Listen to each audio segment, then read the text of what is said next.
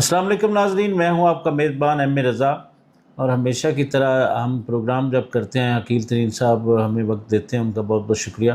नाज़रीन, पिछले दिनों हमने एक प्रोग्राम किया था जिसमें CDA बड़ा आजकल फ़ाल नज़र आ रहा है इंक्रोचमेंट के लिए। यहाँ तक वज़ीर दाखिला मोहसिन नकवी साहब जनाब हर ऑपरेशन में साथ होते हैं।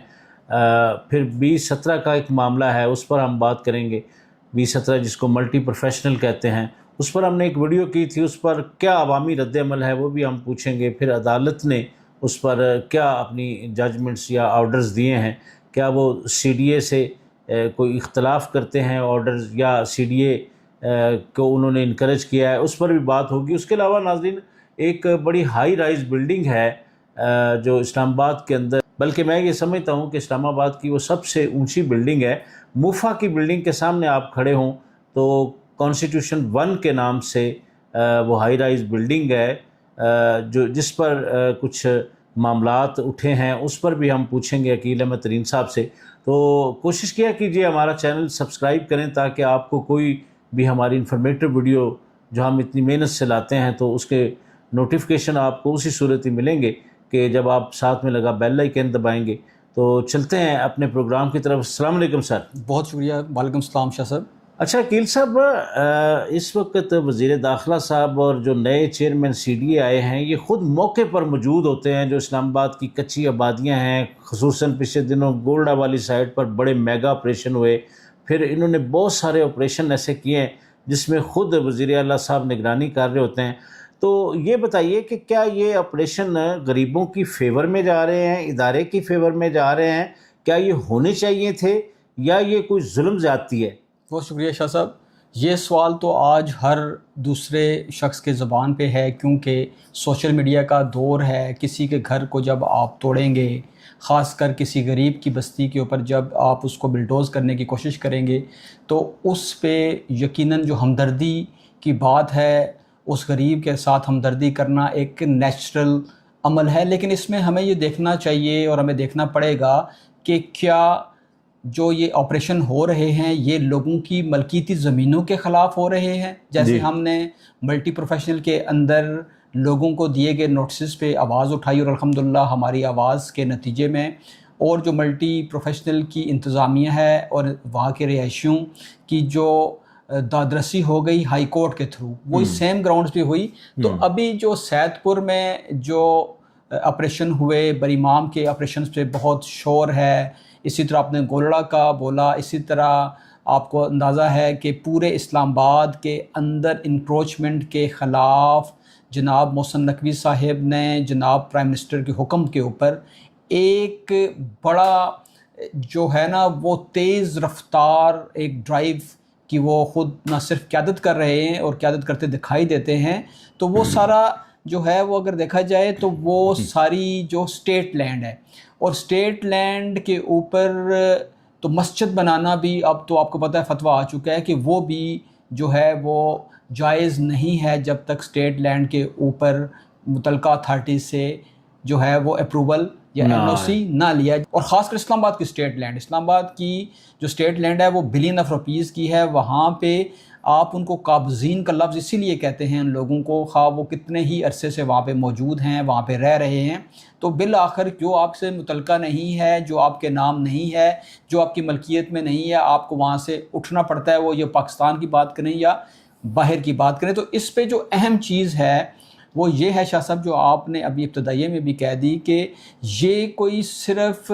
इस्लामाबाद के कच्ची बस्तियों के ख़िलाफ़ या नूरपुर शाह के अंदर या सैदपुर के अंदर या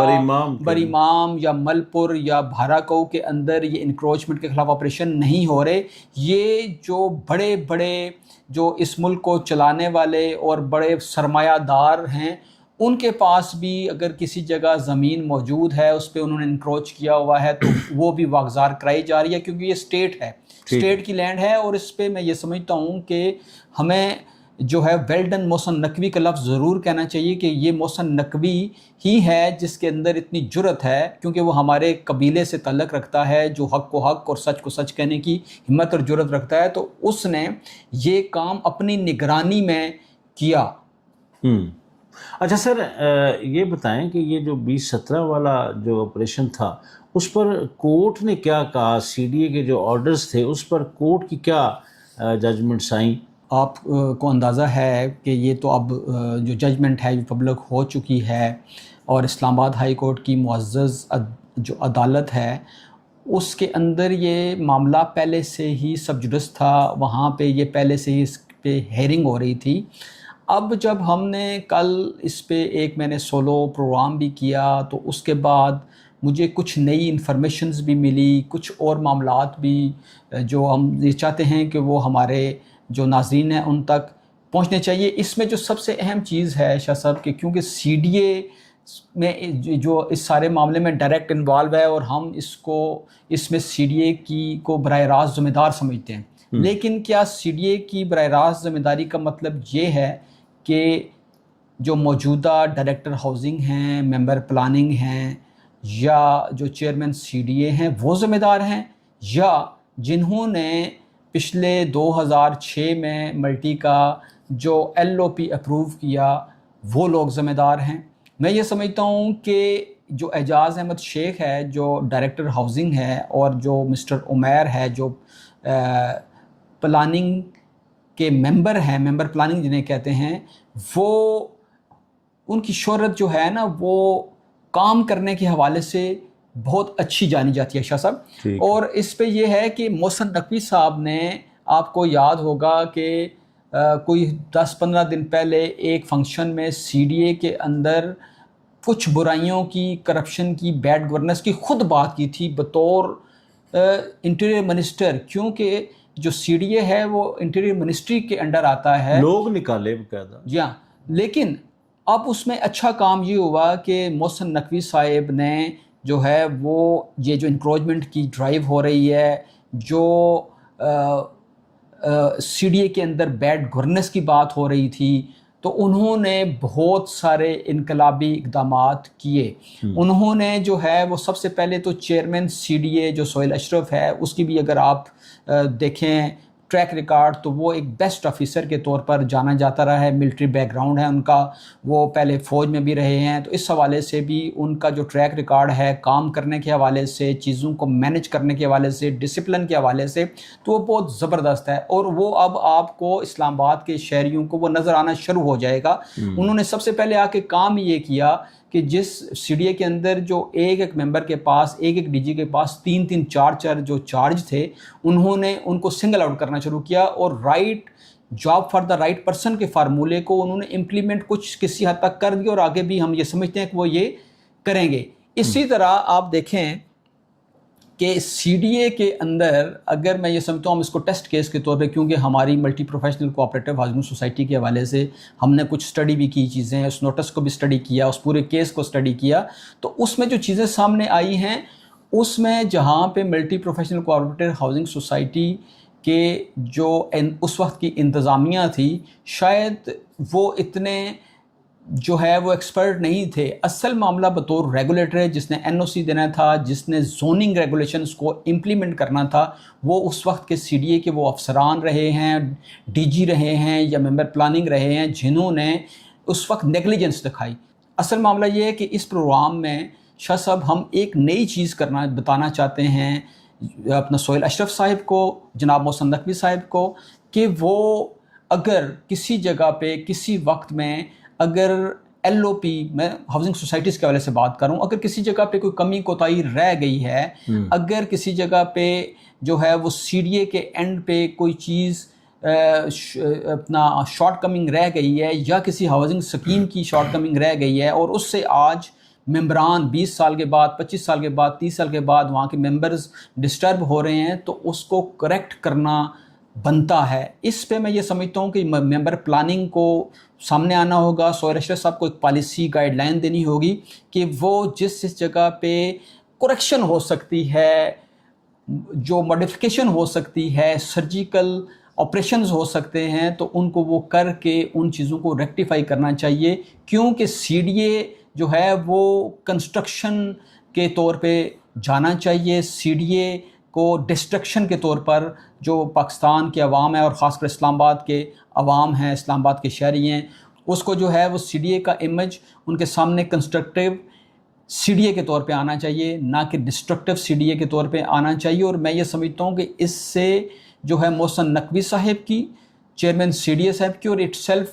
جو سی ڈی اے ہے ایک سوک ادارہ ہے، اس کی عزت میں بھی اضافہ ہوگا اور اس کی تقریم میں بھی اضافہ ہوگا اور اس کی کریڈیبلٹی بھی جو پہلے سے زیادہ ہوگی. میں سمجھتا ہوں کہ اس میں ان کو نقصان نہیں ہے، اس میں فائدہ ہی فائدہ ہے. شاہ صاحب اچھا عقیل صاحب یہ بتائیے کہ یہ جو اس کی جو انٹرنل اکاؤنٹیبلٹی ہے یا بیڈ گورننس ہے یا لوگ چیخیں مارتے ہیں، سی ڈی اے کے اوپر بہت ساری تنقید بھی ہوتی ہے، تو کیا اس میں بہتری بھی کوئی آنے کی توقع ہے؟ میں یہ سمجھتا ہوں شاہ صاحب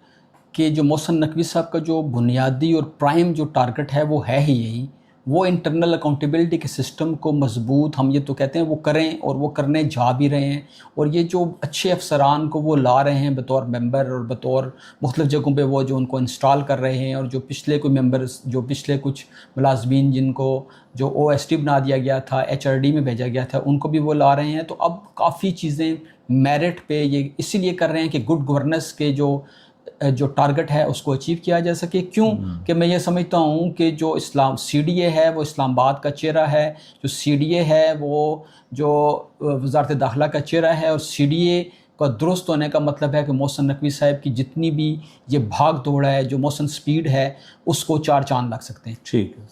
اچھا آخر میں عقیل صاحب بتائیے کہ یہ جو کانسٹیٹیوشن 1 ایونیو بلڈنگ ہے جو موفا کے سامنے ہے ہائی رائز، اس پر سی ڈی اے کے موقف کی کس طرح وضاحت کریں گے؟ کورٹ نے کیا اس پر کہا؟ بہت شکریہ شاہ صاحب. اس میں یہ ہے کہ 1 کانسٹیٹیوشن ایونیو یہ موفا کے سامنے، جیسے آپ نے بتایا، جناح کنونشن کے بالکل عقب میں یہ بہت بڑی ایک بلڈنگ ہے جس کو کسی دور میں سیکیورٹی رسک بھی کہا جاتا رہا. اس کا معاملہ بڑا دلچسپ ہے، بڑا عجیب و غریب بھی ہے، دلچسپ بھی ہے. لیکن اس میں بھی میں یہ سمجھتا ہوں کہ محسن نقوی اور موجودہ چیئرمین کو یہ کریڈٹ جاتا ہے کہ انہوں نے پچھلے کوئی 20 سال سے لٹکا ہوا معاملہ، جو اسٹیٹ کی جو لینڈ تھی، اسٹیٹ کا جو ایسٹ تھا، اس کو بڑی بہادری کے ساتھ، تنقید کو برداشت کرنے کے ساتھ، اور جو طاقتور لوگوں کا پریشر برداشت کرنے کے باوجود جو ہے وہ اس کو ریٹریو کر لیا، اس کو اپنے کنٹرول میں کر لیا. اس پہ اسلام آباد ہائی کورٹ کی کل کی ججمنٹ آ چکی ہے کہ جو سی ڈی اے نے ان کی لیز جو ہے وہ ختم کی تھی، وہ فیصلہ سی ڈی اے کے حق میں آ چکا ہے. وزیر مملکت برائے داخلہ طلال چودھری صاحب نے اس پر ایک گفتگو کی ہے، پہلے وہ ملاحظہ کیجئے، اس کے بعد ہم دوبارہ آپ کی خدمت میں حاضر ہوتے ہیں. تجاوزات ہوں، کوئی امیر ہو یا غریب ہو، سب کے ساتھ ایک جیسا قانون کے مطابق سلوک کیا جائے گا. ایک بلڈنگ جو اسلام آباد، جو پاکستان کا کیپٹل ہے، اس کے دل میں واقع ہے، جسے عرف عام میں 1 کانسٹیٹیوشنل ایونیو کہا جاتا ہے، اس کے بارے میں بہت ساری خبریں، اور وہ دوبارہ ایک دفعہ انہی خبروں کا محور ہے. میں اس کہانی آپ کے سامنے دکھانا چاہ رہا ہوں، پیش کرنا چاہ رہا ہوں کہ یہ کھیل 2005 سے شروع ہوا، کس طرح 20 سال میں ریاست اپنا رٹ قائم نہیں کر سکی. 20 سال ریاست اپنی رٹ قائم کرنے کے لیے پیچھے، اور اس طرح کچھ ایسے لوگ، اور خصوصاً وہ کمپنی جس نے اس کی لیز لی، وہ اپنے وسائل اور تعلقات کی وجہ سے کس طرح اس پر قابض رہی. ویلکم بیک ناظرین. اچھا ناظرین، ہم ایک سوال میرے ذہن میں بھی تھا، عقیل صاحب سے پوچھتے ہیں کہ یہ اتنے لمبا عرصہ لٹکا رہا 2005 سے لے کے ٹل 2026 تک، اس کے اندر کیا کیا مشکلات تھیں، کیا کیا وجوہات تھیں وہ، اور کیوں نہیں بننے دیا گیا؟ اس پر سیکورٹی رسک کی بات بھی کی گئی اور بہت سارے تحفظات کا اظہار کیا گیا. تو عقیل صاحب سے تھوڑی سی تفصیل ہم پوچھتے ہیں کہ اصل معاملہ کیا تھا سر؟ یہ شاہ صاحب جو 1 کانسٹیٹیوشن ایونیو کا جو پلاٹ ہے یہ CDA سے متعلقہ ہے، اور یہ 2005 میں BNP گروپ نے 13.5 ایکڑ کا یہ 5 اسٹار ہوٹل کا پلاٹ لیا، جس کی لیز تھی 99 ایئرس، ٹھیک ہے، اور اس کی اس وقت 2005 میں قیمت تھی 4.882 ارب، اور یہ ہائیسٹ بڈ تھی اس وقت۔ اس وقت ہوا یہ کہ CDA کے اندر کچھ لوگوں کی ملی بھگت سے 15% ادائیگی پر ہی اس کا پوزیشن دے دیا گیا، اور وہاں پہ کنسٹرکشن سٹارٹ ہو گئی۔ BNP گروپ نے لیز ایگریمنٹ کی خلاف ورزی کی اس وقت، اور وہاں پہ 5 اسٹار ہوٹل کی جگہ سروس اپارٹمنٹ بنانا شروع کر دیے، جس کی وجہ سے آپ یہ جو کہہ رہے ہیں نا کہ ہمیشہ سے اس کا معاملہ خراب رہا، ہمیشہ سے جو ہے وہ لوگ اس کے بارے میں باتیں کرتے رہے، تو یہ وجہ تھی، بار بار کورٹ سے اسٹے ہو جاتے رہے۔ اس پر CDA نے پھر BNP گروپ کو نوٹس بھیجے، اور کہ یہ تو 5 اسٹار ہوٹل ہے، اور آپ جو ہے یہاں پہ صرف 5 اسٹار ہوٹل بنا سکتے ہیں، اور ساتھ آپ اپنی ادائیگیاں کریں، کیونکہ انہوں نے وہ 15% جو پیمنٹ دی اس کے بعد ادائیگی بھی کافی عرصے تک نہیں کی۔ اس پہ BNP گروپ نے ساتھ ہی مطالبہ کر دیا، ان کو ظاہر ہے کوئی ان کا کنسلٹنٹ ایسا ہوگا، انہوں نے کہا جی کہ کیونکہ اب اسلام آباد کے اندر ہائی رائز بلڈنگ کے لیے ارتھ کویک کے بعد جو ارتھ کویک آیا 2005 کے بعد، تو کوئی نئی بلڈنگ بائی لاز بن گئے، تو وہ اس کی اپروول ہمیں دے دیں۔ CDA سے انہوں نے مطالبہ کیا، تو اس کے بعد ہم کو پیمنٹ بھی کرتے ہیں، اور انہوں نے کہا کہ سول ایویشن سے بھی ہمیں NOC لے دیں۔ تو CDA نے، کیونکہ یہ بلین آف روپیز کا پروجیکٹ تھا، تو انہوں نے CDA نے ان کو یہ دونوں اپروولز بھی لے کر دی۔ اس کے بعد 2016 میں CDA میں شاہ صاحب جب اس نے مستقل جو 11 سال تک پیمنٹ نہیں کی، تو CDA نے تنگ آ کر یہ لیز کینسل کر دی، پھر یہ پھٹا ہائی لائٹ ہوا۔ 2019 میں یہ معاملہ سپریم کورٹ میں چلا گیا، سپریم کورٹ نے یہ فیصلہ دیا، کیونکہ پراپرٹی کی ورتھ بڑھ گئی اور یہ ڈیفالٹ کر گئے، تو ان کے اوپر جرمانہ بھی کیا، اور ان کو کہا کہ آپ 17.5 ارب روپے جو ہیں نا وہ آپ CDA کو دیں، تو ہم آپ کی یہ لیز بحال کرتے ہیں۔ انکریز کر دیے ریٹ، جی ہاں، انکریز کر دیے۔ اس کے بعد BNP گروپ نے صرف 2.16 بلین روپے جمع کرائے، اور 14.583 ارب روپے کے پھر وہ ڈیفالٹر ہو گئے۔ اور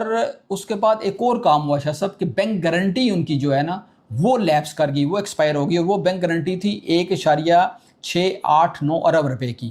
اب بینک گارنٹی بھی ایکسپائر ہو گئی، تو CDA نے ان کو دوبارہ یہ لکھا کہ آپ اپنی بینک گارنٹی یا نئی لے آئیں یا اس کو رینیو کروا لیں، لیکن اس پہ بھی BNP گروپ جو ہے وہ خاموش ہو گیا۔ پھر CDA نے 2022 میں ان کو فائنل نوٹس دیا کہ آپ پیمنٹ جمع کروائیں اور اپنی بینک گارنٹی کو جو ہے نا وہ واپس رینیو کریں، لیکن پھر ادھر سے دوسری طرف سے خاموشی تھی۔ CDA نے تنگ آ کر مارچ 2023 میں ڈیفالٹ ہونے پر اس کی لیز کو کینسل کر دیا۔ اچھا، اس دوران ایک کام اور ہوا جس کے بعد CDA نے بھی جو ہے وہ بہادری دکھائی کہ یہ معاملہ پبلک اکاؤنٹس کمیٹی میں چلا گیا۔ پبلک اکاؤنٹس کمیٹی نے سارا معاملہ ایولیٹ کرنے کے بعد انہوں نے کہا جی کہ اس کو سیل کر دیا جائے، 1 کانسٹیٹیوشن ایونیو کو سیل کر دیا جائے۔ اس کے بعد CDA نے جو ہے وہ اس پہ جب ایکشن لیا پبلک اکاؤنٹس کمیٹی کے حکم کے اوپر، تو کچھ لوگ BNP کے ساتھ اسلام آباد ہائی کورٹ میں چلے گئے۔ اسلام آباد ہائی کورٹ نے گزشتہ روز جمعرات کے دن جو ہے وہ اس کے خلاف جو CDA کی لیز کینسلیشن کا جو فیصلہ ہے اس کو برقرار رکھا، اور اس کے بعد جو ہے وہ اب وہاں پہ اس کا جو قبضہ جو ہے وہ واپس CDA کے پاس آ گیا ہے۔ اس طرح سے آپ دیکھیں تو یہ محسن نقوی صاحب کی جو حکمت عملی کے تحت بلین آف روپیز کی جو اسٹیٹ لینڈ ہے، اسٹیٹ ایسٹ ہے، اس کو ریکور کر لیا گیا، اور وہ بائی لاز کے مطابق، ملکی قوانین کے مطابق جو اور عدالتی احکامات اور اس کی ڈائریکشن کے مطابق جو CDA نے ہے وہ اس کو اب ٹیک کور کرنا شروع کر دیا ہے۔ عقیل صاحب بہت بہت شکریہ، بہت مکمل ایک ایفیکٹس کے ساتھ آپ نے ہمیں سمجھایا کہ یہ سارا معاملہ کیا ہے۔ ناظرین، جاتے جاتے میری چیئرمین CDA اور وزیر داخلہ جناب محسن نقوی صاحب سے گزارش ہے کہ اگر تو آپ کا مقصد یہ جو انکروچمنٹ ہے صرف سرکاری زمین واگزار کرانا ہے، یا CDA کے اندر ہونے والی جو بے ضابطگیاں ہیں، یا اسلام آباد کے اندر جو بنے ہوئے اللیگل ٹاؤنز ہیں، تو دیکھیں غلطیاں ہوتی ہیں لیکن پبلک انٹرسٹ بھی اہم ہوتا ہے، تو اس میں کوشش یہ کریں کہ اصلاحات ایسی کریں کہ یہ سارے معاملات آپ سیدھے کر جائیں، دنیا آپ کو یاد کرے گی۔ سی ڈی اے کے اندر بہت سارے معاملات خراب ہیں۔ محسن نقوی صاحب آپ سارے ٹاؤنز کو بھی چیک کریں کہ کس کس کی لیگل حیثیت کیا ہے۔ اپنا بہت سارا خیال رکھیے گا۔ نئی ویڈیو کے آنے تک کے لیے عقیل احمد ترین اور ایم اے رضا کو اجازت دیجیے۔ اللہ حافظ۔